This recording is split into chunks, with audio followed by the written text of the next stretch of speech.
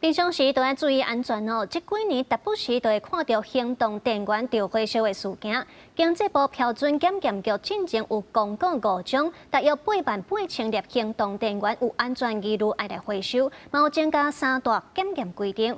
有专家就提醒讲哦，伫咧买行动电源的时，上好是莫买顶头有插头的组合锂电池。民众伫网卡耍线顶游戏，无想到放伫边仔无使用的行动电源，先呛白烟，下一秒导火爆炸。行动电源家己小起来案件，这几年真侪，引起民众的烦恼。根据统计，112年事故通报11件，去年7件，今年到10月都升悬到27件。因为进口来台湾的行动电源有381万粒，为了加强安全管理，经济部标准检验局加严3大检验规定。包括工程检查、扩大边检抽验，也甲后市场查核。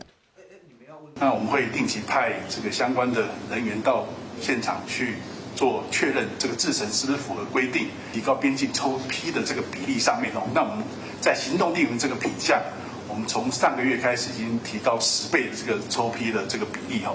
标准局进前公告5款，差不多8.8万粒行动电源，因为安全疑虑紧急调回，嘛有品牌家己收到转来。我们如果一旦公告工厂检查，我们就是不管你在天涯海角，我们都派人去。针对行动电源检验无合格的原因，标准局是讲大部分是零组件变更后续无做验证，若是意外这么多，可能要求调回产品的厂商会互人伫做重点查验。若是民众是要安怎经行动电源的，有3C专家分享3个方向，像卖用本身有插头的这款，至少你要买一个知名的品牌的，那后续它可能有一些保险啊，可能会比较有保障。再看传统一点的行动电源，就是18650，就是它比较大颗的，然后里面是有那种柱状的电池，当做行动电源的电芯的。